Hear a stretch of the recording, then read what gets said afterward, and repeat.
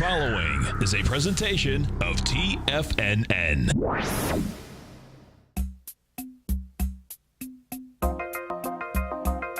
Live at TFNN, the Power Trading Hour, with your host, David White. Call now, toll free at 1-877-927-6648. Internationally at 727-445-1044. Now, David White. And welcome all to another exciting edition of the Power Trading Hour with me, your humble, lovable, and squeezably soft host. Another wonderful day here at TFNN and a wonderful day in the market. We've got the S&P up about 20 points last time I looked. What do we got up here? Yeah, 20, let's call it 20 and change. 2 billion shares as we start the show. So again, not a lot of energy on the way down and not a lot of energy on the way up. Should have had more volume than we had yesterday on the way down.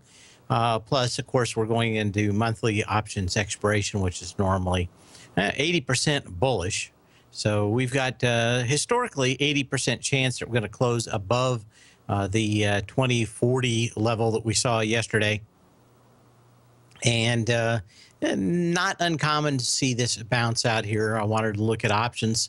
Started looking at them last night, finished looking at them this morning. Actually, it took me a long time to go through them. I was trying to find a huge bias one way or the other, and it's not going to be that. We've got a slight bias on the way up, and we'll talk about that more as the show unfolds. But decent volume, yes. Huge volume, no. 3.5 billion shares on the way down yesterday. I would have liked to seen that expand to something like 4.2. I think we are headed down. I'm thinking we're headed up, and I'm thinking this time we're going to see the volume really significantly fall out. It's been lower each time, but it hasn't been to that level where there's just no volume and we get some kind of huge rip in the market on no volume or a vapor volume. We've had some small days like that, but I'd like to put 2 or 3 together where this market just holds up into mid next week. Of course, we've got the FOMC on the horizon for next week, and we'll have more information coming to us. But hanging up at these highs at 20, and I don't know if you could say anything other than it looks like pretty much what was expected, which we've had a little pullback. Now we're going to go back up and try to test the highs. How we do that is going to be all the difference in whether or not we see more people come in or the market just wants to hang out here at the highs for a while. Now, some people will say that it was the jobs and retail numbers that were out this morning.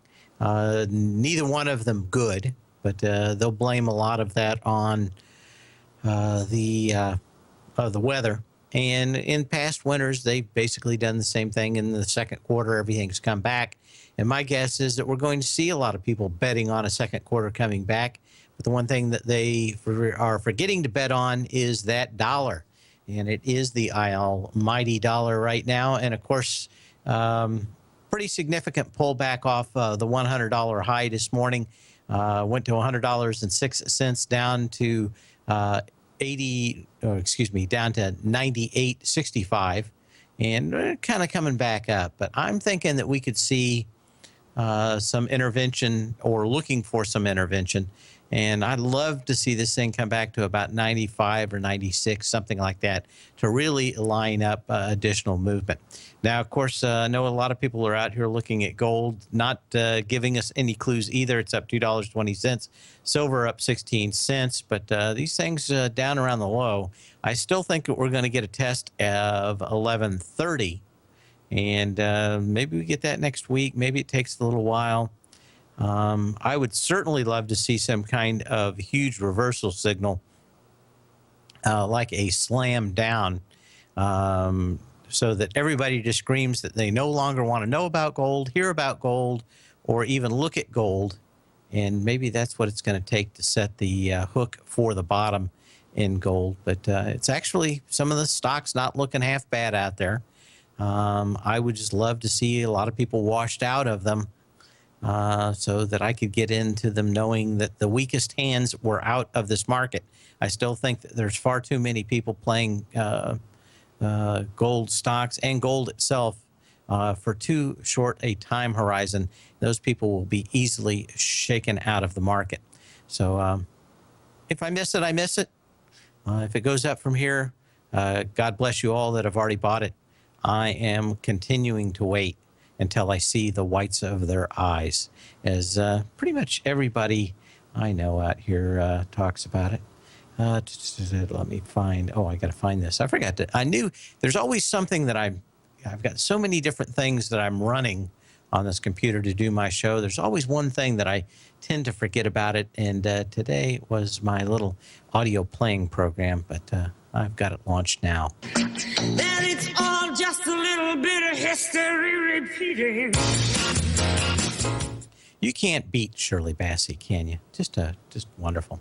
Anyway, today in 1986, Oracle goes public on the NASDAQ at an initial price $15 a share. The stock closes that day at $20.75, setting up the stage for another software company, a little company called Microsoft. Maybe you've heard of them, to go public the following day. And this was really in 1986 when we started seeing these IPOs really start to launch off the lows. Actually having these big pops on the first day at the IPO, and kind of the beginning of the not high frequency trader, the retail trader starting to show up. Of course, Schwab, I think, didn't he start about 1980? I'm going to have to go back and look at it. I kind of vaguely remember the history books I've read on this, but I think this was one of the first one where Schwab was able to go in, and we started seeing traders buy on first day moves, where it was so expensive to buy through your regular broker. And of course, all the residual jokes about dealing with a broker, and that's all you are, broker. Most of those guys were slightly better than con men. All they had to do is push more paper out to some schmuck out there to hopefully get enough business one day to get out of the telephone business of calling all their customers every day and getting them to get in or out of a stock to generate more profits. Those days are long gone, but I do digress. But Microsoft on this day in 1986 was on the eve of going public, and Oracle had its first big day. So what else can you say? One of the biggest things, of course, is Oracle continued issuing shares and more shares over the years, and at one point had more shares than there were humans living on the planet at the time. In fact, there was an extra billion shares to go around at one time, more than humans for Oracle. And why the stock is so hard to ever get going anywhere. September 87 crash, Black Friday. Oh, was that the Schwab IPO? Basil says the just before the crash, Schwab IPO in September of 87. Huh? But they were, okay, thanks. I remember, though, that in the history books, Schwab basically was a part of this big pop because you could, I think you could buy 100 shares for $50, which was like 1/4 of what the going price was on the street. And, of course, he was the most hated man on Wall Street for allowing discounted prices for buying shares. But I digress. A little bit of why we started to pop. I don't think many people have talked about it. I fast forwarded through everything on CNBC and Bloomberg this morning. I didn't see many people talking about it, but Korea's central bank unexpectedly cut rates, and I think that kind of started to put a little juice in the market, mostly in the Asian markets, and I think that kind of fell over here into the U.S. market. The Bank of Korea's monetary policy cut its base rate by 25 percentage points to a record low of 175, its first cut in 5 months. It joins its counterparts in other countries, recently taking advantage of the lower inflation to easy monetary policy to spur sluggish growth. And if you've never been to Korea, South Korea, I haven't been to North Korea, did go up there to the thing where you can look out. You have to sign your life away to go up there to the front. But a pretty interesting trip. But very interesting to be over in Korea. Everybody wants freedom. They don't know why they want it. And I was caught out in a riot. But the riots are very weird. It's almost kind of like watching one of those post-apocalyptic movies because they have a lot of this pepper spray. And it's not the kind of weak stuff they use over here in the United States.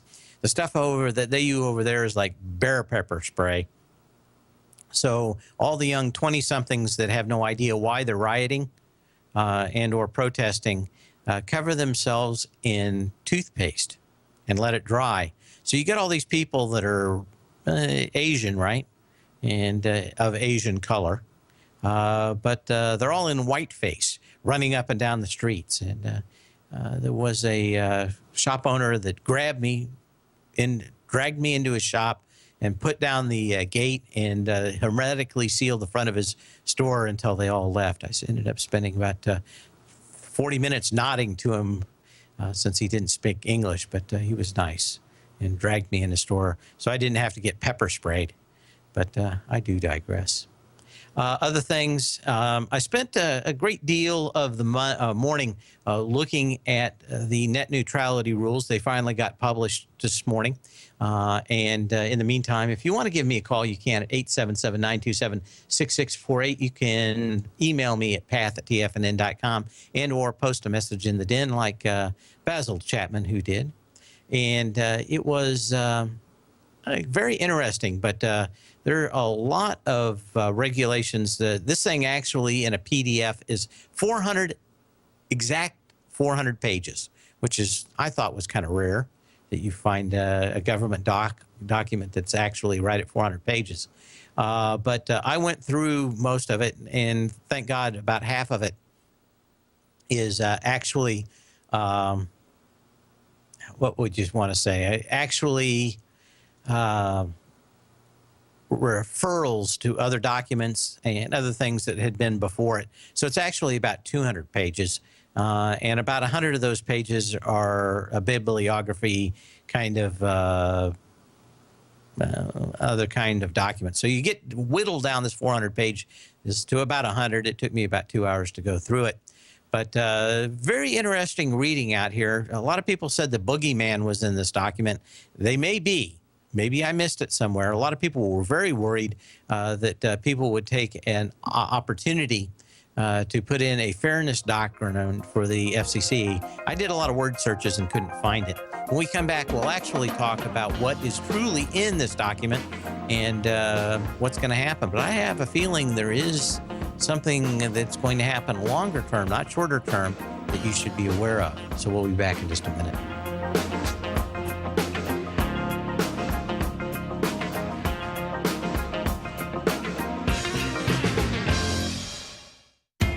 TFNN is excited about our new software charting program, The Art of Timing the Trade Charts. In collaboration with Tom O'Brien and using his best-selling book, The Art of Timing the Trade, Your Ultimate Trading Mastery System, David White has programmed an outstanding piece of software that will complement any trader's methodology. Using this first-of-its-kind program, The Art of Timing the Trade Charts allows you to scan thousands of stocks for Fibonacci formation setups, including Gartley's, ABC's, butterflies, and much more. The Art of Timing the Trade Charts is designed to help you when scouring the markets for stocks just beginning to form the trading patterns that many investors spend days, weeks, or even months searching to find. And right now, we're offering licenses available at only $79 a month. We are so confident that you're going to love this new charting software that will even give you a 30-day unconditional money-back guarantee. Don't miss out on this incredible new piece of software. Get your copy of The Art of Timing the Trade Charts today by visiting TFNN.com. Check out the new look of Tiger TV. Now you can see all hosts, charts, and computer screens live in high definition. Whether it's Tom O'Brien, John Logan, Steve Rose, Basil Chapman, David White, Larry Pesavento, Andy Hecht, Thinkorswim, or Terrell Martin, you can catch all of our technicians hosting their programs live and archived on Tiger TV. Now, crystal clear in high definition, 24 hours a day, 7 days a week. If you haven't seen the new look of Tiger TV, then visit TFNN.com. Platinum, beans, crude oil, gold, copper, cattle, hogs, gasoline, natural gas, coffee, cotton, cocoa, and sugar. These are just some of the commodities mentioned in the most recent issue of Andy Hecht's Techno-Mental Commodity Report. Andy publishes his weekly newsletter every Thursday morning, where he breaks down the commodity market and provides his subscribers with specific trading recommendations based on his trading methodology. By signing up for a free trial to the Techno-Mental Commodity Report, you'll get a full 30 days to try out this powerful newsletter service and see for yourself the types of trades Andy has recommended for his subscribers. When you sign up for a 30-day free trial, you're under no obligation to pay anything. And should you decide to continue, you will lock in the low rate of only $79 a month. Sign up right now for the Techno-Mental Commodity Report and make sure you're ready to catch the next big trade in commodities. For more information and to get started today, visit the front page of TFNN.com. You've always taken the long view when it comes to investing, but what if there's an opportunity right under your nose? What if you could be more responsive to market trends to seek to boost your portfolio performance right now while seeking to reduce your overall risk? At Direction Funds, we connect investors with alternative strategies that seek to maximize their returns. Smart investors deserve smart alternatives. Find yours at directionfunds.com. An investor should consider the investment objectives, risk charges, and expenses of Direction Funds carefully before investing. The prospectus and summary prospectus contain this and other information about Direction Funds. To obtain a prospectus or summary prospectus, please contact the Direction Funds at 800-851-0511. The prospectus or summary prospectus should be read carefully before investing. Investing in index funds may be more volatile than investing in broadly diversified funds. Distributed by Rafferty Capital Markets, LLC. Many of our new listeners have heard about the Tiger's Den, but wondered, what exactly is it? The Tiger's Den is a lively community where professional traders and investors can meet, exchange ideas and information in a comfortable, moderated atmosphere. Hear all of your favorite TFNN shows, plus see all the charts as they happen live during those shows, and have access to all those charts. You can test drive the Tiger's Den absolutely free for 30 days. It will greatly enrich your knowledge of these markets. Details on the Tiger's Den are on the front page of TFNN.com. Dave takes your phone calls now. Toll free at 1-877-927-6648. Internationally at 727-445-1044. We have a caller, so we're going to go right to Robert in Chicago. How you doing today, Robert? Very good, David. David, I was just in Seoul in December, and I observed a lot of things, a couple things. There are no American cars over there. Yeah. There's very, very few even Japanese cars. Second thing, the natural gas Sonata taxis were phenomenal. I drove around the mountains, and they're just extraordinary, beautiful cars and run so smoothly. Natural gas? Yeah, the tank is, the small tank is right in the trunk. It's just a phenomenal car. And then the last thing, and maybe you can comment on this, I noticed on the subway, everyone has technology that is just fantastic with cell phones and iPods and just incredibly advanced. And I live in Chicago. I won't even mention the train system in Seoul, how good it is. They're really good. I mean, after the war, they got it together. Listen, I live in Chicago, and there is no comparison. But one of the things I noticed about on the train, the people that ride the trains, they all have the technology. They're able to pull out antennas out of their Galaxy phones, and they're able to watch network TV. I was watching them. They were watching Dance with the Stars and X Factor and all from the network TV. But we don't have that that antenna that we can actually pull up, kind of extend out of the top of our phone. Can you comment on the differences between Korean internet and what we're experiencing here in the United States? Yeah, the reason that they have antennas is we went to the frequency bands and the way they're controlled. They won't work in our broadcast frequencies over here. So, there used to be a lot of handheld TVs that you could buy, and if there would have been a market for it, they would have. But we moved out of that frequency range. The big thing over there, probably even back into 2000, they just never really, or late 1990s, they really just didn't have a lot of technology. People didn't have a lot of TVs, that kind of thing, right? And so they never had the huge infrastructure of UHF and everything else. They were able to come along a lot later in the technology bandwagon and get the frequencies right. It's a lot tougher for us, right? So, we had to move an entire frequency band to hand off from old standard definition broadcast to high definition broadcast. And a lot of that creamed the VHF and UHF bands, which would have been great for broadcasting HDTV. But you couldn't do it overnight, so we had to move to the upper bandwidth and now vacate the lower bandwidth, and that lower bandwidth is going to be internet here. So what they're watching television on for broadband or for over terrestrial broadcast is going to be our wireless internet. Does that make sense? Yeah, I guess. I don't know a lot of. Yeah, I guess so. It does. Yeah, they were looking at 660 megahertz to a gigahertz frequency band, which is where most of those VHF and UHF signals used to be. Of course, they moved that way up for us over here so that we could easily transition to high definition, and they just pulled the plug and did it a long time ago.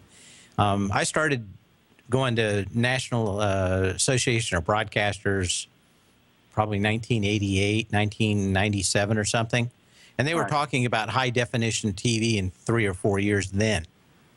And the problem was that no one would ever cooperate anywhere. And that's why it took so long to get high def TV here in the United States. Over there, one guy makes a decision and that it happens, right? So there's a lot of reasons, but mostly it had to do with broadcasters here in the United States not wanting to spend a dime to build new transmitters or doing anything else. Okay, so I thought it might have come from the ISPs maybe that didn't want really to compete with network TV. No, it's the frequencies in the cell phones won't work well or do interfere with the frequencies of terrestrial broadcast HDTV here in the States. So there's a technical reason why, and that technical reason came because we needed to switch from lower frequencies to higher frequencies for the trade-off into HDTV. I see. Thanks, Dave. Okay. Good enough. Anyway, when we come back, we'll get back to net neutrality, and then we'll look at some stocks before the end of the day. But needless to say, I'm looking for the market to drift on up into next week. We'll be back in just a second.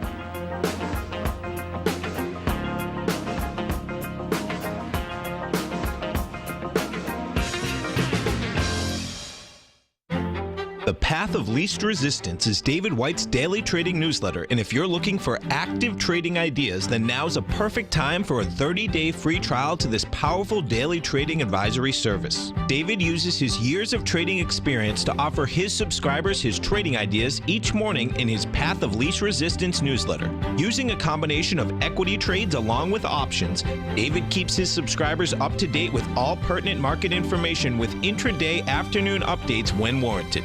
Don't miss out on this great chance to get a 30-day free trial to David's daily newsletter, The Path of Least Resistance, with no obligation to pay anything. David has been delivering solid recommendations for his subscribers recently, and if you'd like to see the type of newsletter he delivers every morning, then visit the front page of TFNN, and you'll find The Path of Least Resistance under Trading Newsletters. For all the details and to start your 30-day free trial today, log on to TFNN.com now.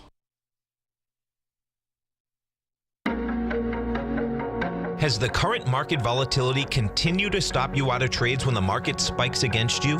Now is the perfect time to open up an account with Nadex. Nadex, the North American Derivatives Exchange, is a brand new, completely regulated Chicago-based exchange, and unlike most other exchanges, Nadex allows you to trade directly through them with direct market access when using their completely free trading platform, which also features real-time charts and full customization capability. One of the advantages of trading with Nadex in volatile markets is that your risk is always capped and you have the ability of keeping your trades open even when the market spikes against you. Nadex is completely brand new with a line of unique trading products that are unavailable anywhere else. See how it works at nadex.com. That's Nadex.com. Or click on the Nadex banner on the front page of TFNN.com. Futures and options trading involves risk and may not be appropriate for all investors. If you're an active trader looking for that extra edge when it comes to trading and investments, then now is a great time to get a 2-week free trial to Tom O'Brien's daily market letter, Market Insights. Tom O'Brien's daily newsletter, Market Insights, comes out every market day at around 9:30 a.m. and provides Tom's daily commentary on the broad market, including the Dow, NASDAQ, and S&P, plus specific trade recommendations. There's even an update published most afternoons to keep you informed about the day's market activity. He'll give you the entry price, price target, and stop price of each stock and option trade. With Market Insights, there's nothing left to guessing. For all the details and to get your 2-week free trial to Market Insights started today, visit TFNN.com. Today, it's hard to tell if the economy is coming or going. Regardless, I want my money going in the direction I choose. If that's your stance as well, then you want to know how Everbank can help keep your money thriving just the way you want. Is growing your money a priority? Everbank is committed to a yield pledge promise to pay high yields on your checking, money market, and CD balances. Looking to diversify? Everbank ingeniously developed accessible ways to spread your money around the world into foreign currencies and even non-FDIC insured metals. And when it comes to your wealth, they bring a highly experienced and global perspective to help you manage it. Everbank's financial philosophy flies in the face of the status quo. They believe your money's performance should not be determined by today's economic circumstances, but by the drive to rise above them and create opportunities that favor your objectives. If that excites you, like it does me, call 1-855-750-4051 to find out what they can do for you. That's 1-855-750-4051. Call them today. Everbank is a member FDIC and equal housing lender. This segment is brought to you by Think or Swim. For more information, just click the Think or Swim banner on the front page of TFNN.com.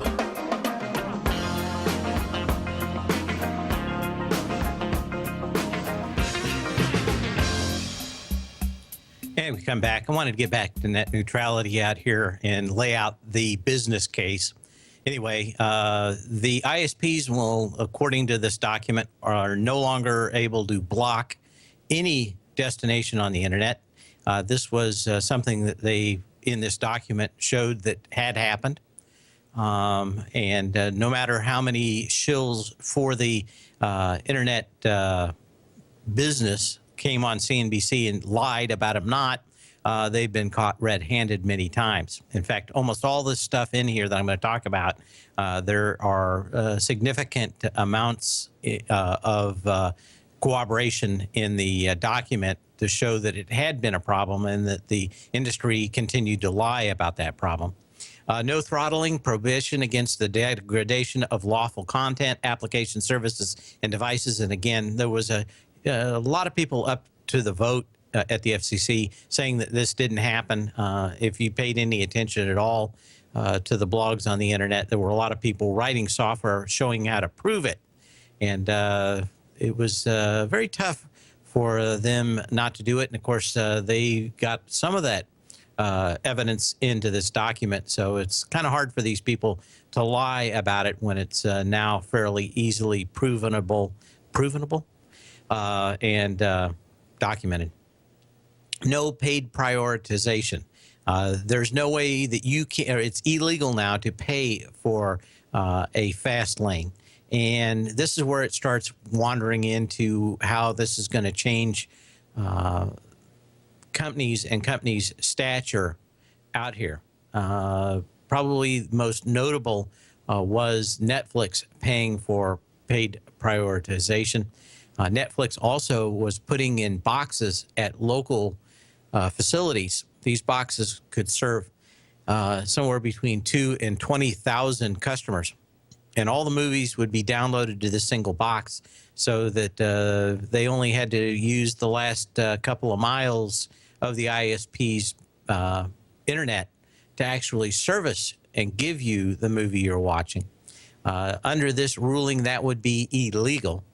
And it's unclear why they're saying that they think that this is kind of a good idea for not clogging up the internet with 400 versions of the same thing that could only needs to be sent once to the local facility, maybe near your house.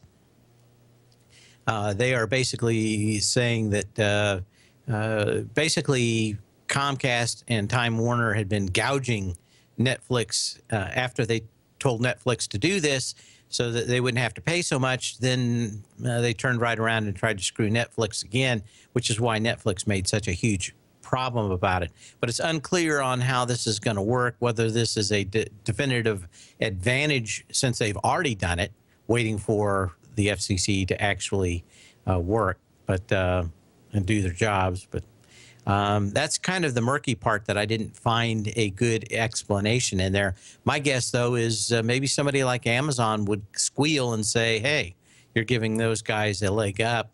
But basically, the FCC punted on this issue and said that they would handle this on a as-come issue, and they'll just bring it up and have the companies duke it out in front of the FCC, and the FCC will make a decision. Edge providers cannot be degraded or interfered with. Edge providers are people that don't fall into a standard category, but also edge providers are these people that provide internet services a la carte, kind of like the people that sell non-contract phones for smartphone use. And so literally there's nobody excluded from these rules, and they also apply to both fixed and mobile broadband. So there's nothing in any of these that are going to exclude or leave a loophole for anybody in the near future to go over. Now, one of the biggest problems in the way that the internet had been screwed up in the past had been that with the peering agreements. And if you don't know what a peering agreement is, you're like 99% of the rest of the United States. Peering agreements are when the internet broaches from one internet service provider to another. Now, this could be Verizon basically at one point plugs into Comcast and then goes to the final end user. Let's say it's like Amazon. And Amazon goes from their own network to Comcast and to Verizon to my house. Well, at each one of those locations, there is a giant refrigerator-sized box. That box hooks one network to the other network. And these places are in pretty broad locations. In fact, there may be multiple giant refrigerator-sized boxes that do nothing but hook these networks to yet another network. And a lot of times people would have arguments. And those arguments basically led to either one company or another just doing nothing until that box got overwhelmed and the internet broke, and or deliberately writing software to screw that box up until someone else coughed up more money. And so there's always been this yin and yang fight between one broadband provider to another broadband provider across the internet. And a lot of times this involved people that couldn't fight back, like level 3 communications, other stuff like that. Now, if you do this in advance and start screwing with people before you've brought it up in front of the FCC, could be big problems, and you might find fairly large fines. This document gives a fairly large And I mean into the billions ability to fine these people if they start acting badly. But I think there's basically a couple things that roll out of this. One is that we're probably looking at reduced profits out of the broadband internet from or for companies like Comcast, Time Warner, and Verizon. In fact, Verizon sold its internet facilities, a couple weeks ago to Frontier, and that handoff will be in the next 6 months for at least my internet provider. But it's going to be very tough for these guys to go out. And this isn't a murky thing. A lot of people have already written a lot of software to catch people, basically these ISPs, doing this because they continued to lie and say they weren't doing bad things. So the software is already written to test the internet to find out when these people are acting badly. But things are probably going to be better for the big backhaul people like Level 3. But it also means the cash coming in, especially to the cell providers, will probably be lower. They're already having problems because of SMS, which is texting back and forth, and losing revenue on that business. And this means that they'll have additional business. So my thought is if they start losing money, it's not going to happen in the next 3 months, but 6 months, year from now, as this really takes hold, will Verizon, will AT&T, will these other providers of broadband internet on smartphones have to start cutting back on the subsidies that they can pay Apple? And maybe we kind of saw the high in Apple maybe around the time this FCC thing went through. My wonder, what would happen to Apple if they got the same subsidies as Samsung happened? How much would that cut off the price of Apple? And like I said, it's not going to happen in a day or two, and people are going to demand their Apple. But at some point, I suspect that lower profits are going to mean lower kickbacks to Apple for their profit, for their product. And that may be the Achilles heel of Apple eventually coming back in price. But we're just getting started with this, and I've read through this once. I'll have to read through it again. But my takeaway is that lower money for Verizon, AT&T, the rest of the cellular providers over time, and that lower profit could ripple into Apple's and other kind of subsidies going to companies like Samsung, but primarily Apple. They get a significantly higher kickback than any other company.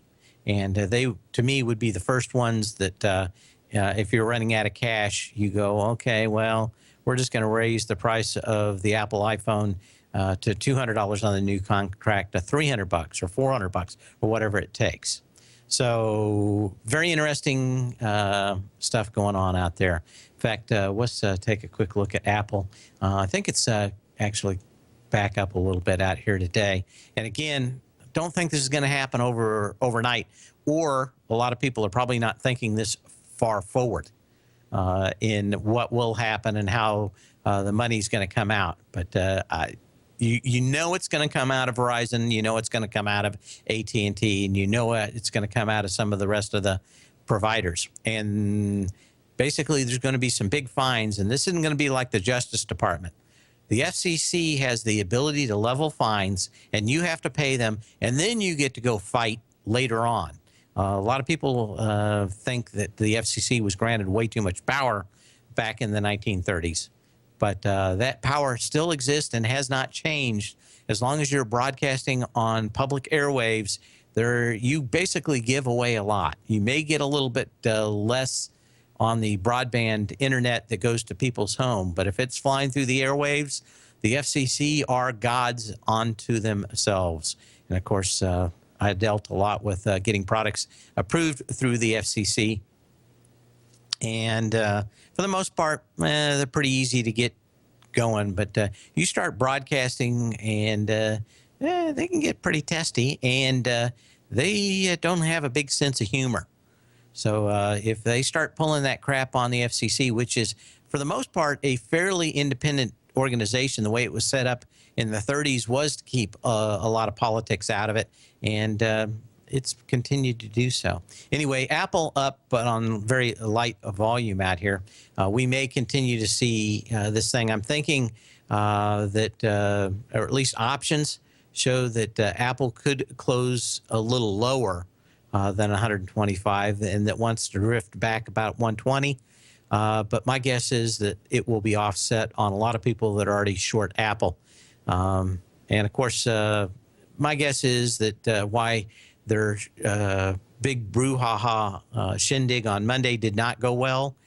They will advance the position that everybody needs to buy an iWatch, and that will be shipping in April, and probably going to see a little bit more out of them after that. But I think a lot of the pullback here was exactly what I said before, which is Apple having problems making the case on why people want to buy iWatches. I think a lot of other people probably also looking at declining profits in those not internet, but in the wireless providers, and thinking that eventually that's going to ripple on to Apple.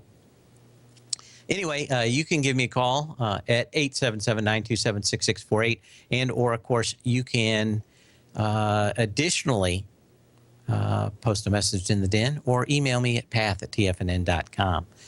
Just seeing what else is going on out here real quick. And just kind of quiet out here. We've got a few things moving. We've got Morgan Stanley up a bit today. Oop. Well, that was rude of them to make that sound, wasn't it? Popped a little bit, and it's announcing its share repurchase up another $3.1 billion. Increases its quarterly dividend from 15 cents from 10 cents, and enough to keep enough people off the sidelines out here. One of the things I've always complained about was trying to ever short any of these companies.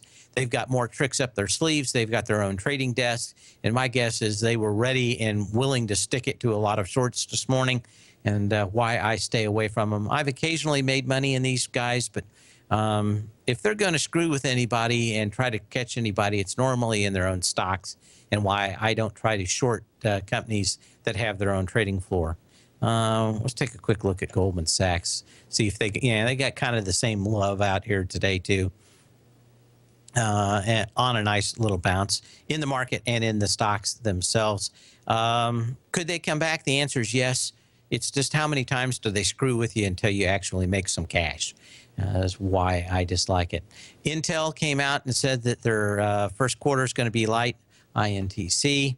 And of course, that's off of some comparables from last year as everybody was upgrading their machines as Windows XP wanders off. I think Intel's probably going to have a good fall. Again, if you've listened to this show, you know that Microsoft's going to be giving away Windows 10 this fall. They're also going to, for new vendors, give a very decent price for installing Windows 10 on new products. It's going to be about September. So I think what we're already starting to see is the last upgrade to Windows 8.1, and then, of course, the rollover to Windows 10, which will be this fall. And I think we're going to see Intel probably move on that again this fall, but probably quiet summer for Intel, if not a little bit lower. We'll be back in a minute. Give me a call at 877-927-6648.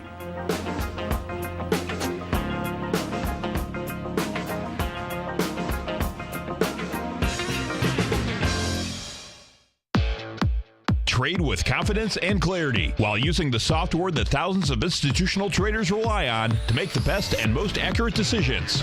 Choose from 1,000 equities, currencies, and futures instruments utilizing the TAS architecture. As seen on Bloomberg terminals worldwide, the TAS Profile Scanner is a benchmark technical filtering system that thousands of traders rely on, and now you can too. For a limited time for TFNN subscribers only, we've reduced the price to just $97. That's over 75% off. John Logan hosted a special subscriber-only webinar in December, and you'll gain access to that archive as well, so you can learn exactly what the TAS Profile Scanner can do for you. Try this product out. No matter what you trade, the TAS Profile Scanner can help you make more informed trading decisions. There's no obligation to pay anything. Don't let this offer pass you by. Get your 30-day free trial to the TAS Profile Scanner today by signing up at TFNN.com.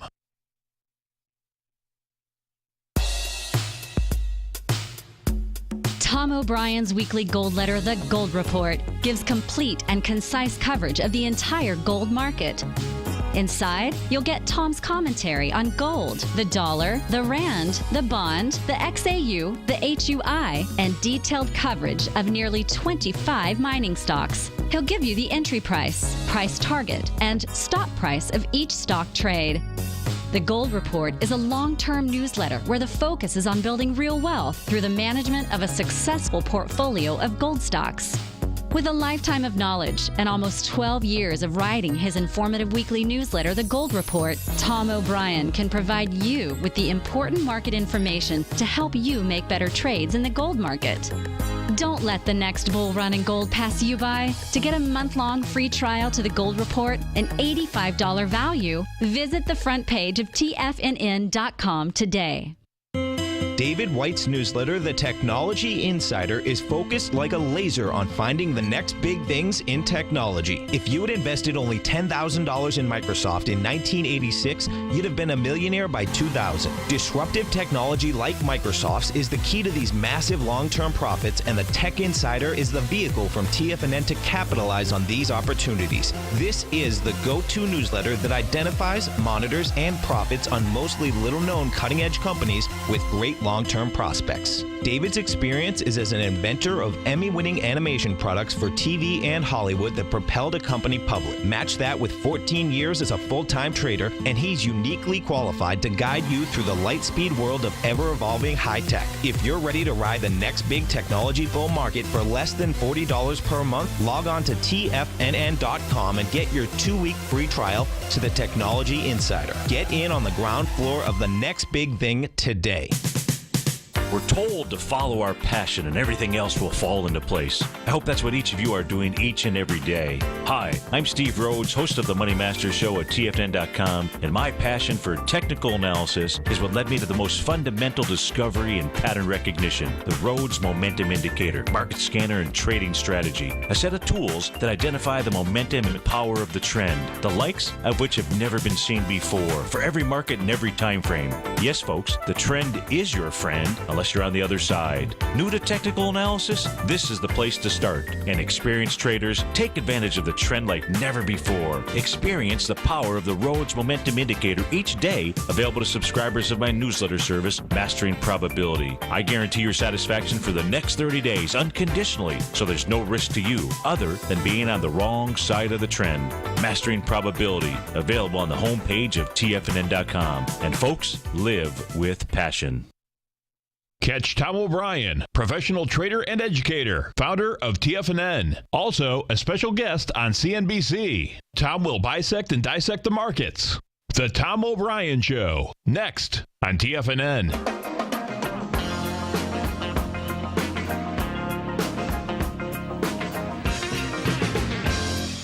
And as we're talking technology a little bit today, as the market kind of flat out here for the last few hours. We'll get a couple more stocks back in. But I did want to bring it up because someone brought up something about developers' quiet complaints. There have been some not so quiet complaints in Apple, and most of them have to do with their SDKs, which are software development kits, and they have to do with both the Health Kit and Home Kit, which are all the big, Internet of Everything for either health and or your home. And especially for HealthKit, has been a huge train wreck. And I think there a lot of people have been fired from what I've read. Didn't work out well. And of course, the big impotence was that IBM and Apple were going to team up and have all these great new apps. And it hadn't really turned out to anything yet. They were supposed to have some stuff out. And of course, none of the stuff actually working. And developers on the iWatch are really kind of upset because to this point, Apple has excluded them from using some of the sensors in that watch. And there's about 40 apps. Apple says that there are thousands of apps coming. Unfortunately, none of the documentation to use those sensors exists or is being shared with the developers. So it continues to be a huge problem. So there's a few stumbles out here for Apple. But to me, there was probably minor compared to what would happen if they lost just 10% of their margins, 65 to 69% margins on the iPhone. And like I said, probably not happening in the next quarter. But just be thinking about it maybe 6 months, 9 months down the road. If we start seeing a lot of these Verizons and AT&Ts have earnings problems, my next guess is they're going to look for the money that they feed to Apple as probably not or try to something they can get away with not doing.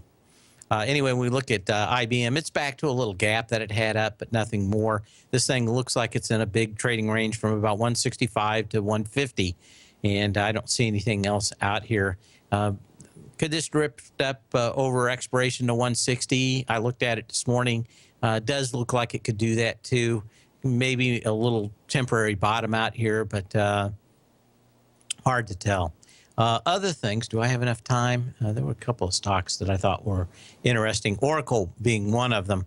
Oracle is down here finally finishing up a huge gap up. So it's a pretty decent support. The volume has been nice too. This thing gapped up on the 18th of December with pretty monstrous volume, 54.5 million shares. First time it came back and filled that gap was February 2nd with 16 million shares.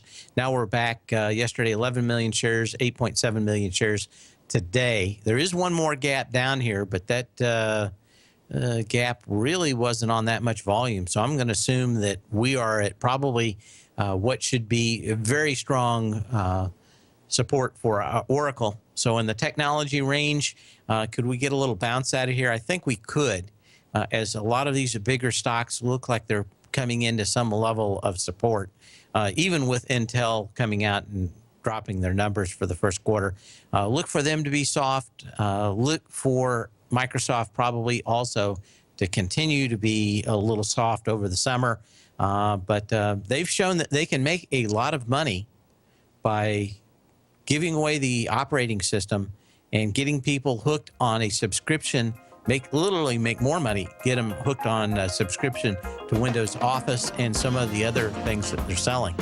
So a lot of these places turning more into the vacuum cleaner sales where the attachments are where all the money is, and they're trying to do that. In the meantime, so when you can, not when you have to. And I'll see you tomorrow. Same bat channel, same bat time.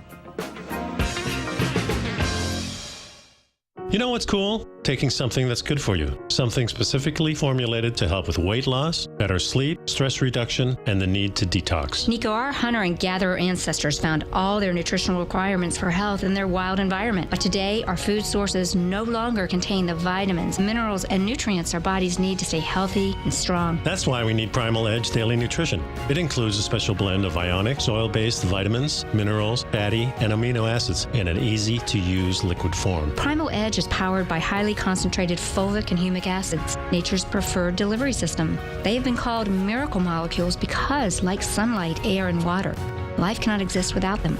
That's right, Paige. They ensure we receive all the nutrition we need to be healthy and thrive. We take it every morning. Primal Edge, formulated and approved by Nico and Paige of Living a Primal Lifestyle. Buy it today for just $89. Click on the Primal Edge banner on the front page of TFNN.com.